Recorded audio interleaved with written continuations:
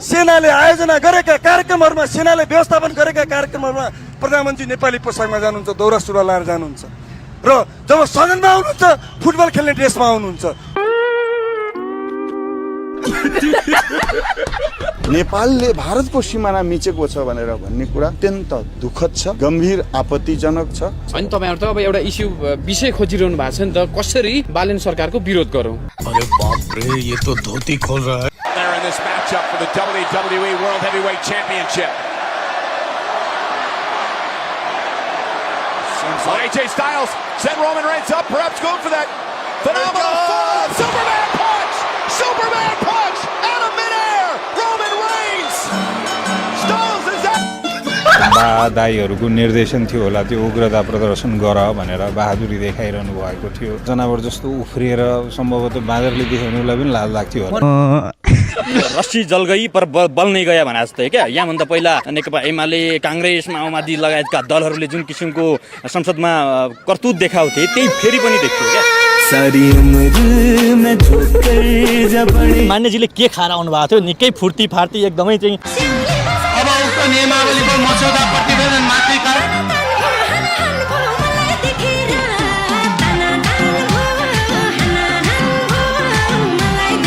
संस्कार तपाईको त्यो एनर्जी देखिरहेको म बुझिसके। यो एनर्जी यो यादव खानदानको हो, दूध खाएर यो जिउ बनेको छ, यो आइरे गइरे हैन के। डिप्रेसन सत्ता पक्षकाले टेबुलमा चढेर हामीलाई हिर्काएको हो। वाह दिदी, वाह दिदी, दिदी वाह दिदी। बरु रकेट बनाउन सजिलो छ, रकेट बनाउने प्रविधि छ, टेक्नोलोजी छ, तर बाँदरलाई चाहिँ भगाउने यहाँ टेक्नोलोजी संसारभरि मैले खोजेकै हो, छँदै छैन। क्लास कस्तो भयो मान्यज्यू? चला रमाइलो भयो आज, चला रमाइलो भयो आज।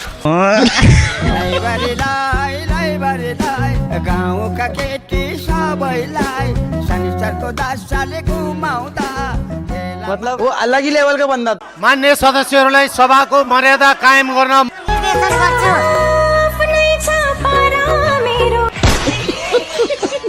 मान्य सदस्य आरएन राईको भाषालाई सुधार्नको लागि र मर्यादित गर्नको लागि म ध्यानाकर्षण गराउँछु।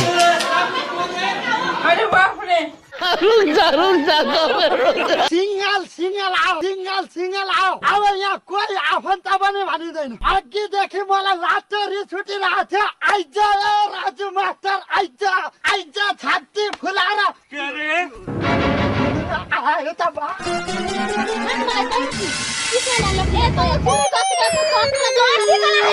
वाह दिदी, वाह दिदी, दिदी, दिदी।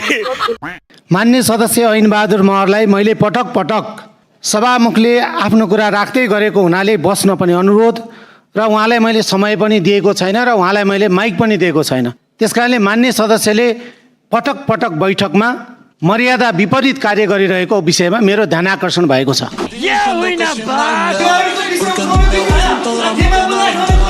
मान्य सदस्य आरएन राईप्रति पनि मेरो ध्यानाकर्षण भएको छ।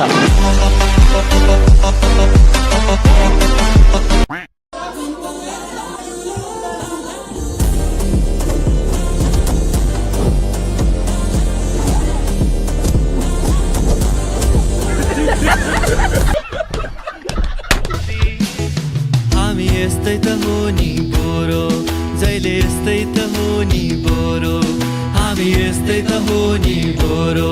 नाम रिङ्गला यादव, काम चाहिँ कडै रहेछ उहाँको। नारीको उग्र रूप भने चाहिँ उहाँबाट देखियो। बाबा हो, जुरुक जुरुक पारेर उहाँ काँदा चढेर माइक खोज्न जानुभयो सभामुखको भनेपछि उहाँलाई अब मर्यादा पालकलाई चाहिँ लौरीको व्यवस्था गर्नु पर्यो सरकार। उहाँलाई कुस्ती खेल्न पठाउँ, संसदमा काम छैन उहाँको। देश चलाउने मान्नेहरू भित्र हुनुहुन्छ, उहाँहरू अपराधी होइन। संख्याका आधारमा बल मिच्याङ हुँदाखेरि कस्तो फिल हुँदो रहेछ? होइन, प्रक्रिया चाहिँ कम्तीमा चाहिँ डेमोक्रेटिक हुनु पर्यो भन्ने कुरा हो हामीलाई, होइन? प्रक्रिया डेमोक्रेटिक हुनु पर्यो भन्ने कुरा हो। अब बहुमत त उहाँहरूसँग चाहिँ पास त गरिहाल्नुहुन्थ्यो, तर त्यो पनि कम्तीमा विपक्षीहरूको कुरा के हो त्यो सुन्नु पर्यो भन्ने भयो नि। हिजो एमाले पनि त्यही गरेको थियो, आज त्यही भयो भन्ने कुरा आयो के रे जंगलको बादर भन्दा पहिला सांसदको बादरहरूलाई व्यवस्थापन गर्नु पर्यो रे। हामी नमुना भेडाहरूलाई बादर भन्ने। पीएमज्यू हात सदनमा बोल्नु भयो अरे होइन? जनतालाई ढुक्क पार्नु भए पनि बोल्नै पर्यो नि। टुक्क त होइन पिएमज्यू, सबै जनताको मनमा टुकचुक चलाइदिनु भयो। धेरै जोक नगर्न जैनजी भाइ हो। एक सरको दुनियाँहरूको उनको जिब्रो छिप्ल्या पनि होइन, त्यो जानेर पनि होइन, नजानेर पनि होइन, उनलाई के हो नै थाहा छैन भने के कोटेर अभावले भन्छ। किन बोले त बालेनले त्यो? अब बोल्दैन मात्रै, सबैभन्दा पहिले त प्रधानमन्त्री सदनमा आएन भनेर जसले चाहिँ विरोध गरेका थिए तिनीहरूका चाहिँ पहिले चाहिँ तपाईँको चाहिँ के छ भने करङ भाँच्नुपर्छ भन्छु म। जे गर्यो, जे बोल्यो, सही गर्यो। बालेन शाहले सही बोल्नु भयो? सही बोल्यो नि। अनि ऊ त नयाँ हो नि त, नयाँले केही नयाँ त देखाउनु पर्ला नि त। पुतला दोहन गर्दै थियौँ हामी। प्रधानमन्त्री बालेन शाहको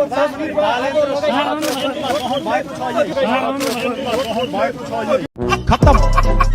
हर्कलाई पनि कारवाही गर्नुपर्छ भन्दै थिए। किन? प्रधानमन्त्री खोइ चाहियो सदनमा भन्ने त हर्क पनि हो नि। हो। अनि आउँदा यो हालत हुँदो रहेछ, अनि किन ल्याउनु भने के?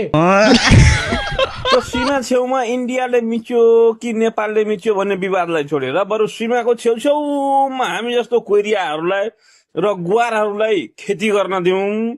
साला आली छाड्दा वहाँ दिल्ली पुर्याइदिन्छ, कामै टन्टसमा।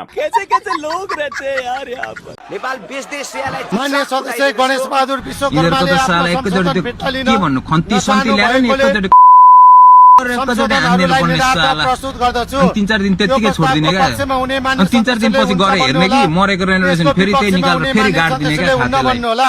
मान्य सदस्य, मैले मान्य सदस्यलाई समय दिएको छैन, माइक पनि दिएको छैन। मान्य सदस्य एकरो बोलिरहनु भएको छ, समय माग्नु भए त म समय दिइहाल्छु मान्य सदस्यलाई। के विषयमा बोल्न चाहनुहुन्छ समय माग गर्दा सभामुखले समय दिइहाल्नुहुन्छ। सबभन्दा अनुशासित विद्यार्थी मै हो, म त बोल्दिनँ, केही पनि गर्दैन। कुन पक्षको तपाईँ? म एकदम निष्पक्षको। तपाईँ मोबाइल हेर्दै बसिरहनु भएको भन्ने थियो। पढ्छु क्या, मैले मोबाइलमा पढ्छु, अरू बेला पढ्नु पाउँदैन। विद्यार्थीहरू भनेपछि त्यस्तै हुन्छन् सबै, जहाँ पनि। बढी अनुशासित विद्यार्थी आज सबैभन्दा म अनुशासित विद्यार्थी को देख्यो मान्यज्यू? सबभन्दा अनुशासित विद्यार्थी मै हो, म त बोल्दिनँ, केही पनि गर्दैन।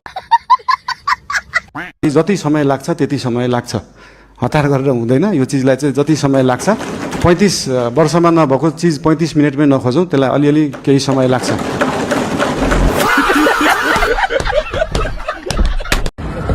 नमस्कार। बढ़िया चल रहा है। आजकल सब फोन के ऊपर ही पूरा गेम चल रहा है। सर एक फोटो करते ना दादा। आज मैं देखा सेटअप में। हाँ बारे क्या बात है। चल थैंक यू। अरे आशिका तामाङ र आर्यन राईको झन्डै अब सदनभित्र हान पर्यो। केमिस्ट्री मिलेर चाहिँ झगडा हुन लाग्यो कि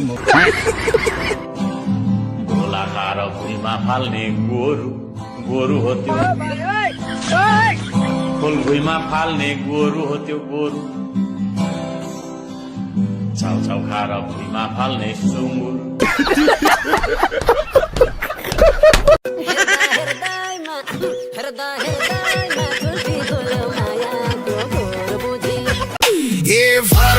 भनिदेऊ न हर्क आइले सदन छाडेर बाटो झेकिदेऊ न। अभिव्यक्ति दिने मान्छेलाई चाहिँ जिउँदै जलाइदिनु पर्छ। अब देख तू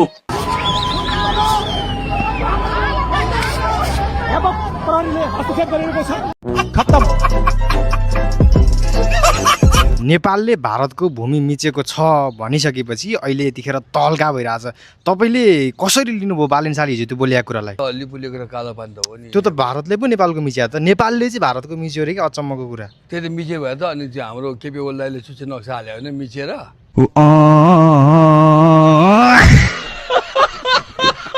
अनि नेपालले चाहिँ कहाँ मिच्यो क्या भारतको जग्गा? नेपालले चाहिँ भारतको जग्गा कहाँ मिच्यो?